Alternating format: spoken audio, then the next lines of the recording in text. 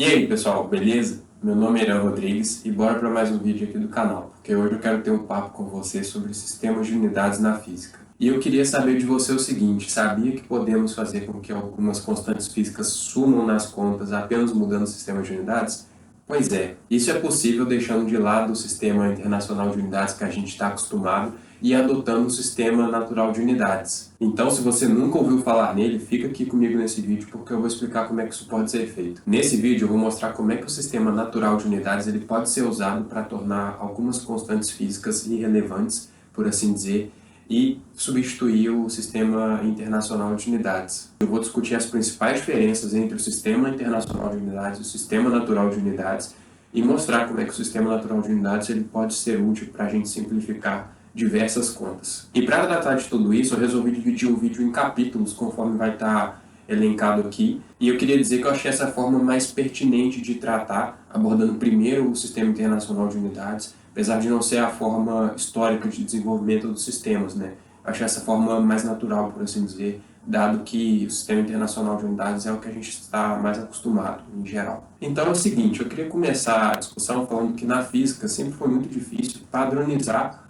um sistema de unidades em que todo mundo fosse usar aquele mesmo sistema. Isso porque é a área com que você está trabalhando, é a área que você está estudando que dita a conveniência do sistema de unidades que você vai usar. Por exemplo, se você for falar com um físico teórico e alguém que trabalha com teoria de campos e etc., essa pessoa muito provavelmente vai preferir tratar e usar, né, o sistema de unidades naturais, que é aquele que mais simplifica as contas. Então, assim, de forma geral, há muito clubismo no sistema de unidades, de forma que cada um vai preferir um sistema diferente dependendo do que for trabalhar, né? E daí a gente já pode ver o porquê é tão difícil assim padronizar alguma coisa, né? Então vamos lá, por que que é importante, né, a gente padronizar o sistema de unidades, né? Os sistemas de unidades padronizados, eles permitem uma comunicação clara e objetiva entre os cientistas sobre um determinado experimento. Porque vamos supor que um grupo de cientistas aqui dá uma determinada unidade para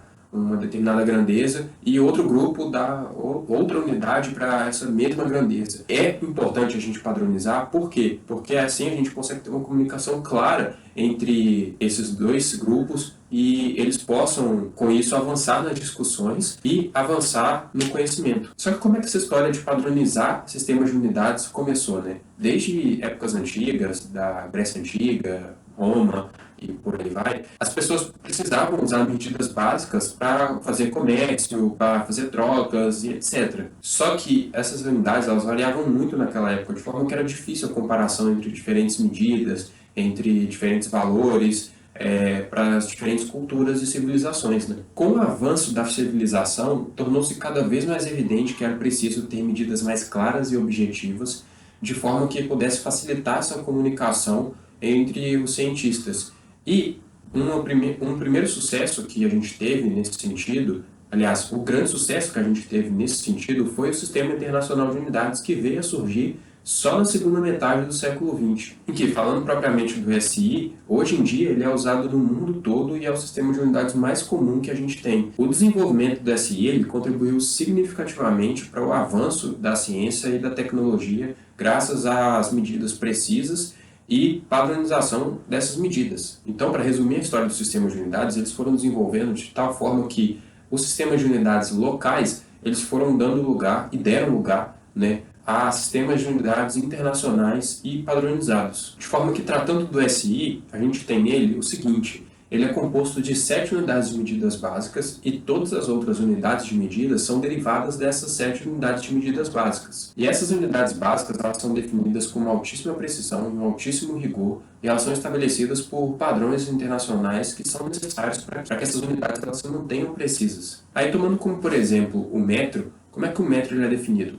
Dado que a gente sabe com altíssima precisão a velocidade da luz, a gente usa o valor da velocidade da luz para definir o quanto vale um metro, né? No caso, esse valor aqui que está aparecendo na tela. Agora, tratando do melhor sistema de unidades na física, que é o sistema natural de unidades, como é que esse sistema natural de unidades ele é definido, né? Ele é definido usando as constantes físicas como definidoras de uma determinada quantidade. Então, por exemplo, a velocidade da luz ela pode ser usada como uma unidade natural de velocidade. A unidade de carga elétrica ela pode ser usada como unidade natural de carga. E por aí vai. Só que para isso ficar um pouquinho mais claro, eu queria explicar aqui na lousa como é que esse processo ele é feito. Então, como é que funciona isso, né, na prática, da gente usar uma constante como uma unidade de uma determinada quantidade, né? Suponha aqui, no caso, a velocidade.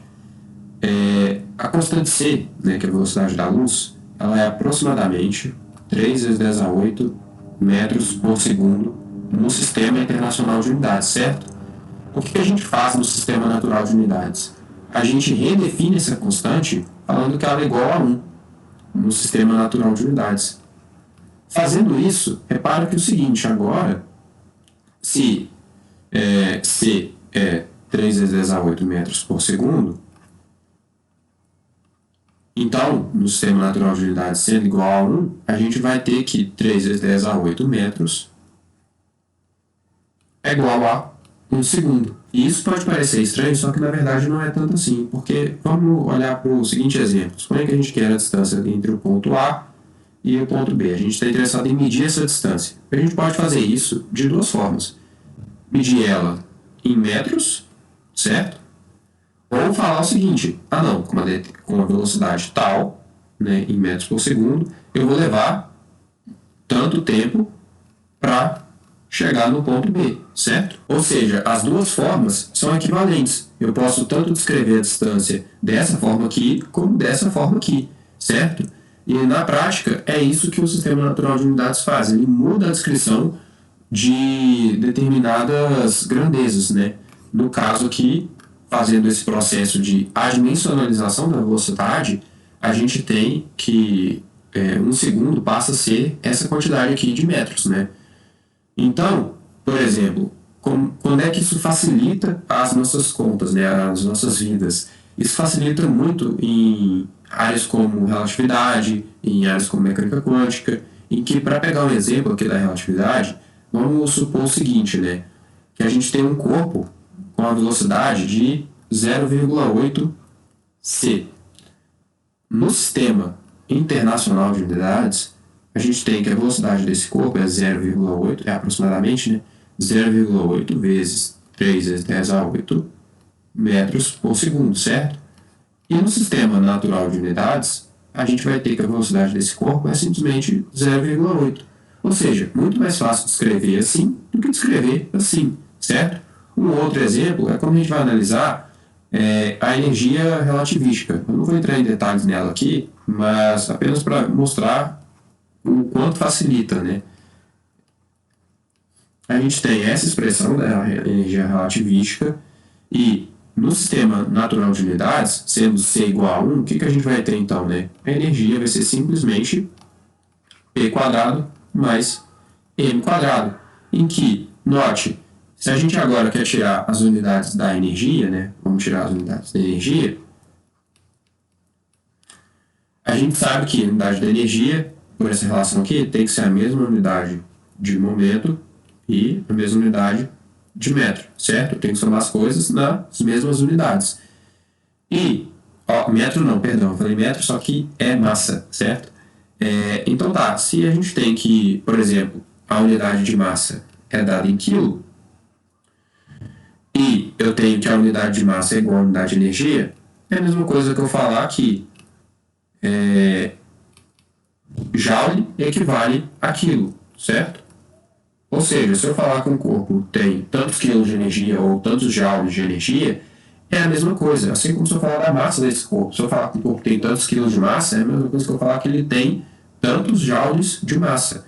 Então, repara que isso facilita bastante em várias áreas, né? Aqui eu citei em vários casos, né? Aqui eu citei apenas um caso da relatividade, mas a gente pode estender isso para a mecânica quântica e para outras áreas, né? No caso, isso foi só um exemplo de grandeza que a gente pode adimensionalizar. Outras grandezas muito comuns da gente adimensionalizar também, né, em outras áreas, são a constante de Planck, né, no caso, a cortada aqui é a constante de Planck, H mesmo, sobre 2π, a gente pode adimensionalizar também, né, como sendo igual a 1, a gente pode fazer isso para a constante de Boltzmann, a gente pode fazer para constante gravitacional, e assim a gente facilita a descrição de várias teorias, né, em que a gente não precisa ficar carregando essas constantes ao longo das formulações. Então, dito isso tudo, para fazer uma comparação entre esses dois sistemas,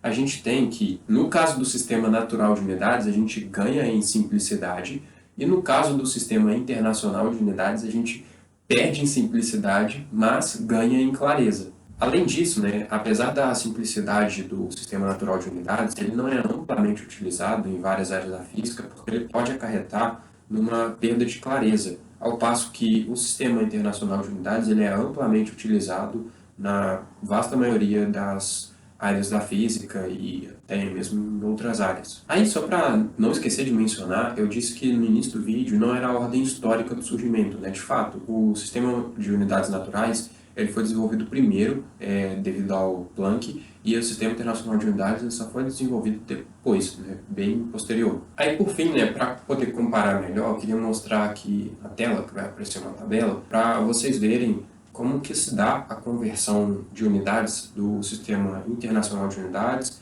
para o Sistema Natural de Unidades e vice-versa, né?